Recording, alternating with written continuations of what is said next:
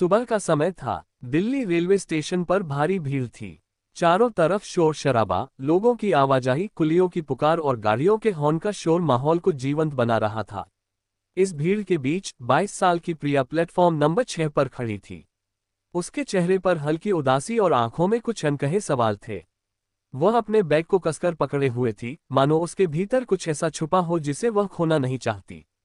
प्रिया की ट्रेन पूर्वा एक्सप्रेस वाराणसी जाने के लिए प्लेटफॉर्म पर लग चुकी थी।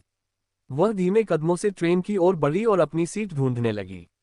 उसके पास खिड़की वाली सीट थी, जिसे देखकर उसे थोड़ी राहत मिली। उसने बैग खिड़की के पास रखा और बैठ गई। ट्रेन धीरे धीरे प्लेटफॉर्म से चलने लगी।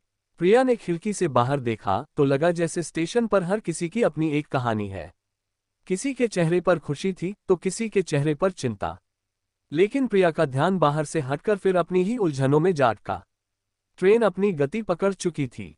प्रिया ने अपने बैग से एक डायरी निकाली और उसे खोलकर पढ़ने लगी। वह डायरी उसकी जिंदगी के हर छोटे बड़े पल की साथी थी।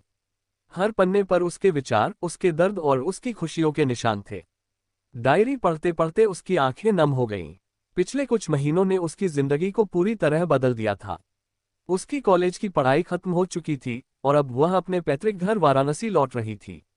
लेकिन इस सफर के साथ वह अपने दिल में कई सवाल और सपनों को लेकर चल रही थी।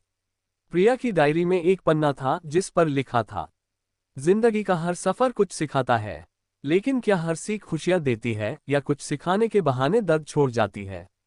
प्रिया के डिब्बे में कई तरह के लोग सफर कर रहे थे।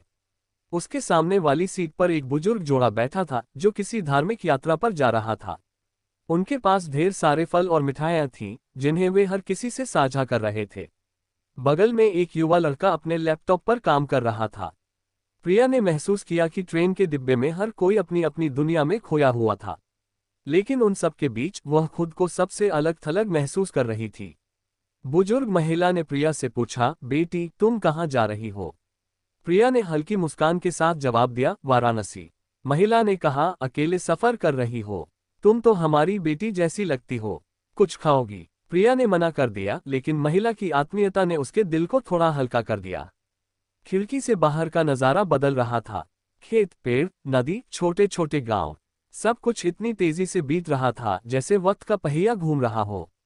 प्रिया को लगा उसकी जिंदगी भी ऐसी ही है, भाग रही है, लेकिन वो समझ नहीं पा रही कि कहाँ जा रही है। उसे अपने कॉलेज के दिन याद आने लगे। वो दिन जब उसने बड़े सपने देखे थे, जब उसने सोचा था कि वह अपनी जिंदगी को अपनी शर्तों पर जिएगी। लेकिन अब परिवार की उम्मीदें, समाज का दबाव और अपने भीतर की उलझनें उसे जकड़े हुए थीं। ट्रेन के अगले स्टेशन पर एक नई यात्री डिब्बे में आए। वह एक मध्यम आयु की महिला थी जिनके हाथ में किताबों से भरा बैग था। उन्होंने प्रिया के पास बैठने की अनुमति मांगी और प्रिया ने सहमति में सिर हिला दिया। महिला ने प्रिया से कहा, मैं प्रोफेसर हूँ, वाराणसी जा रही हूँ एक सेमिनार में। तुम्हारा नाम क्या है? प्रिया ने जवाब दिया, प्रिया। प्रोफेसर ने प्रिया की उदासी भांप ली। उन्होंने कहा, तुम परेशान लग रही हो, क्या कोई समस्या है? प्रिया ने पहले तो कुछ नहीं कहा, लेकिन फिर उसने प्रोफेसर से अपनी उलझनों को साझा किया।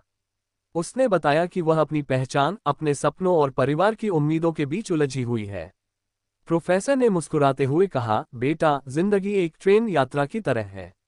इसमें हर स्टेशन पर रुकावटें आती हैं, लेकिन सफर का असली मजा तब है जब तुम खिड़की से बाहर के नज़ारे का आनंद लेना सीखती हो। दूसरों की उम्मीदों को निभाने से पहले अपनी खुशी को समझना जरूरी है। प्रिया को प्रोफेसर की बातें सुनकर ऐसा लगा जैसे किसी ने उसकी उलझनों का एक सिरा सुलझा दिया हो। वाराणसी स्टेशन करीब आ रहा था। ट्रेन की रफ्तार धीरे धीरे कम हो रही थी। प्रिया ने खिड़की से बाहर देखा, घाटों की रोशनी और गंगा की लहरें उसकी आंखों में चमक ला रही थीं। प्रिया ने अपनी डायरी का आखिरी पन्ना खोला और लिखा, ये सफर सिर्फ एक जगह तक पहुंचने का नहीं था, ये खुद को समझने, अपने सपनों को फिर से देखने और नई शुरुआत करने का था। ट्रेन रुक गई। प्रिया ने अपना बैग उठाया और प्लेटफॉर्म पर उतर गई। उसके चेहरे पर अब एक हल्की मुस्कान थी, जो इस बात का संकेत थी कि उसने अपनी उलझनों को धीरे धीरे सुलझाना शुरू कर दिया है। ये ट्रेन यात्रा प्रिया के लिए सिर्फ एक सफर नहीं, बल्कि उसकी जिंदगी का एक नया अध्याय था।